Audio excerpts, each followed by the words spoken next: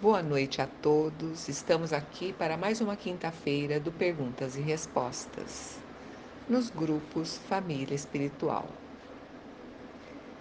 Pergunta número 1. Qual a explicação da doutrina espírita sobre as crianças que morrem cedo por doenças? Bem,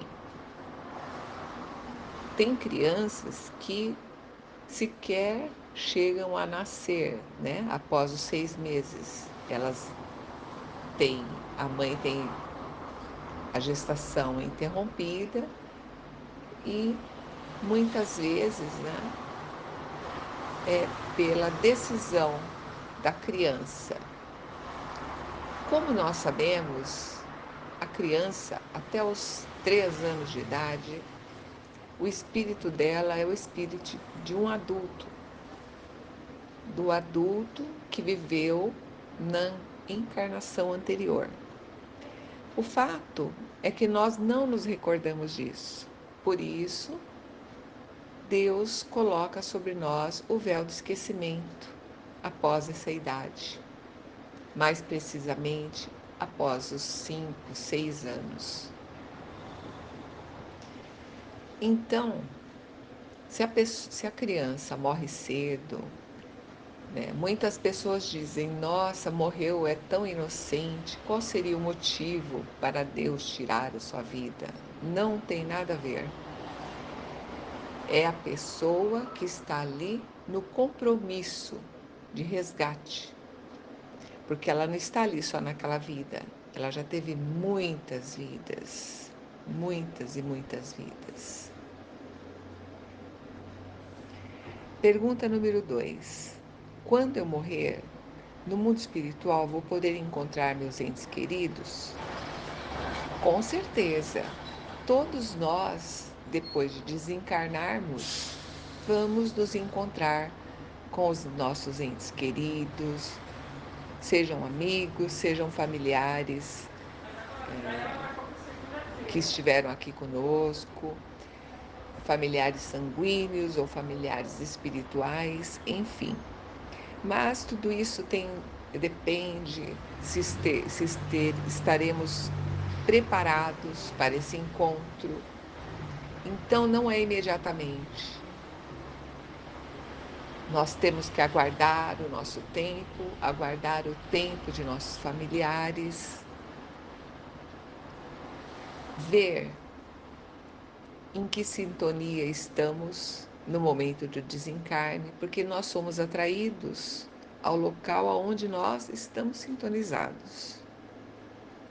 Então, sim, você vai encontrar seus entes queridos, mas o tempo dependerá do preparo e dos acontecimentos que advirão.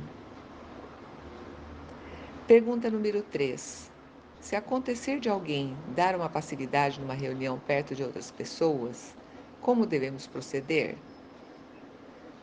Bem, por isso que se diz que a pessoa que tem mediunidade tem a necessidade de estudar. Por quê? Porque uma mediunidade educada não dá passividade em qualquer ambiente. Mas, desde que a pessoa muitas vezes nem sabe que é médium e dê essa passividade, a atitude que nós temos que tomar é, primeiro, tirá-la de público, para que ela fique resguardada, né? Não fique exposta. Porque tem muitas pessoas que sequer entendem essa questão. E depois, através de passes e orações confortadoras, irmos conversando com o espírito ali e ver até que afastemo-lo. Essa é a indicação, esse é o procedimento: tirar a pessoa de público e fazer oração e orientar o espírito para que deixe a pessoa naquele momento e venha em um momento, em uma reunião mediúnica, para ser esclarecido. Pergunta número 4. As pessoas acometidas de câncer têm uma missão maior aqui no planeta? As pessoas, todos nós aqui no planeta, temos a missão de nos tornarmos seres angélicos, que é o que Jesus disse: vós sois deuses.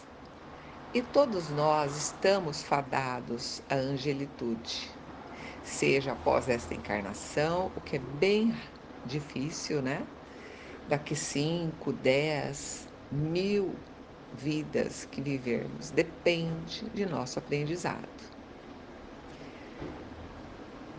Porém, as pessoas que têm câncer e passam ou por um câncer ou uma doença agressiva, elas têm uma grande oportunidade de demonstrar sua resignação, sua fé, porque elas podem e ficam realmente alteradas com o diagnóstico de uma doença grave.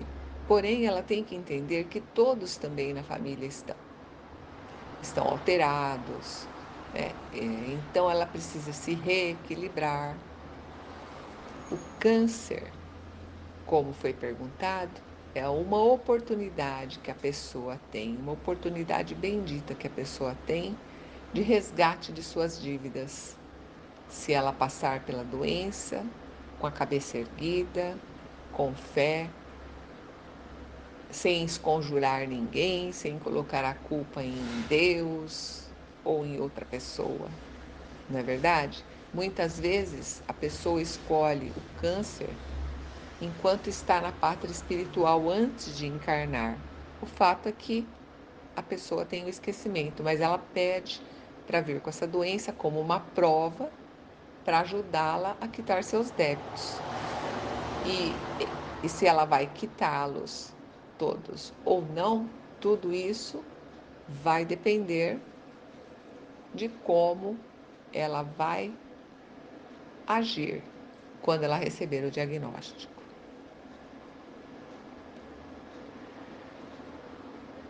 Pergunta número 5. Se já existe a Bíblia, por que os espíritas criaram outro evangelho? Olha, a Bíblia é um livro universal que contém o seu teor inalterado, seja em qualquer religião. Porém, o Espiritismo,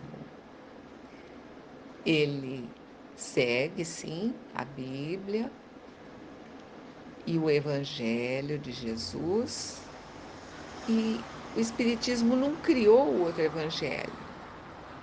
Ele pegou o Novo Testamento da Bíblia e a espiritualidade superior comenta esse evangelho, as passagens, as parábolas de Jesus e nos ajudam a compreendê-las sob a ótica moral, sob a visão do caráter, inclusive com a auxílio do Espírito da Verdade, que é Jesus, é o próprio Jesus que participa nas respostas no Evangelho segundo o Espiritismo. Ele assina como Espírito da Verdade. Então é isto, os espíritas não criaram outro evangelho, e sim o Evangelho segundo o Espiritismo, eles são passagens do Evangelho de Jesus comentadas pela espiritualidade superior, com máximas que reúnem ensinamentos sérios e muito e recheados de racionalidade. Pergunta número 6. Por que nosso espírito não pode encarnar em um animal? Porque nós todos fomos criados para evoluir. Nós todos temos que evoluir. O que nós podemos é cruzar os braços e ficarmos estacionados durante a nossa encarnação, mas regredir jamais. E desde que nós temos o raciocínio, nós temos o princípio inteligente em nós, é impossível voltarmos a ser um animal. Então, o nosso espírito não pode encarnar em um animal porque ninguém regride. Pergunta número 7. O Espiritismo aceita Jesus? Ou tem Jesus no Espiritismo? Ou o Espiritismo é cristão? Com certeza, gente. O Espiritismo é baseado na obra de Jesus. Jesus que veio aqui habilitar o Deus do amor para nós, que conhecíamos até então como um ser vingativo, né? Um ser que castigava. Não, Jesus veio nos ensinar o amor. Então, Jesus é a pedra fundamental do Espiritismo, tanto que no Livro dos Espíritos, a espiritualidade superior responde quando perguntada quem é o espírito puro, se tem algum espírito puro no planeta Terra. E eles respondem que é Jesus, o único espírito puro que passou pelo nosso planeta. Inclusive, Jesus é o governador do planeta Terra. É ele que configurou, digamos assim, o nosso planeta e ele acompanha a nossa evolução e o desdobramento de nosso crescimento espiritual. E claro, sem dúvida nenhuma, o Espiritismo é cristão. Pergunta número 8. As palestras seguem regras definidas? Não.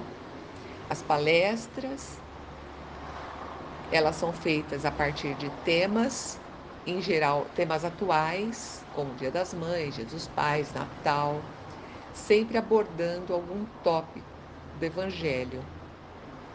E é isso. Então, é sob a ótica do bem, sob a ótica da moral, sob a ótica do amor, são definidas as palestras do Espiritismo. Pergunta número 9. Gostaria de saber mais sobre amor, almas gêmeas, por que os casais se unem? Bom, primeiro, o amor, o verdadeiro amor, eu acredito que é bem difícil quem saiba defini-lo. O amor incondicional, então, nem se fala, né? É amar ao próximo como a si mesmo. Ainda estamos um pouco longe disto, apesar de repetirmos tanto. Existem, por exemplo, casais, namorados, que se afinizam, né? E se casam e se amam. Isso nós estamos falando de uma conjunção carnal.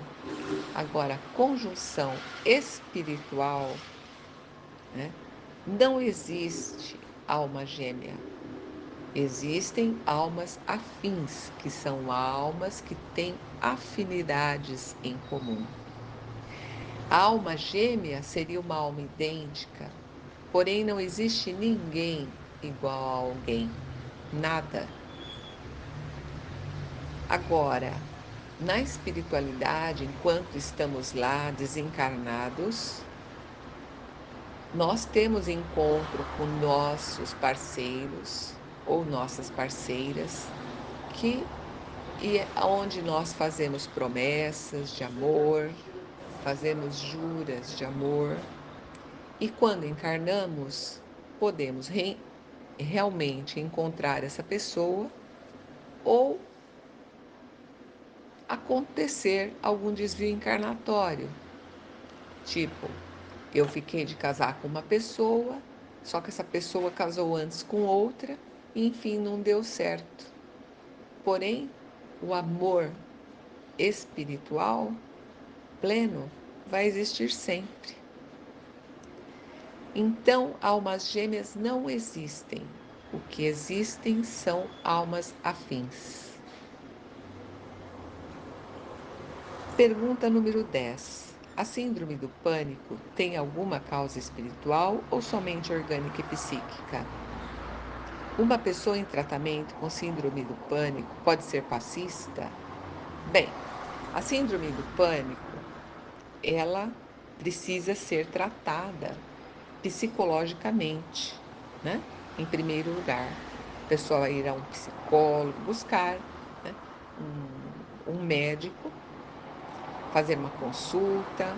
Aí o médico vai dizer se ela tem a necessidade de fazer uma terapia ou ela precisa, além da terapia, fazer uso de medicação oral, medicação, né, alopática, e pode ter também uma causa espiritual, mas tudo isso tem que ser estudado, orientado, observado pela pessoa.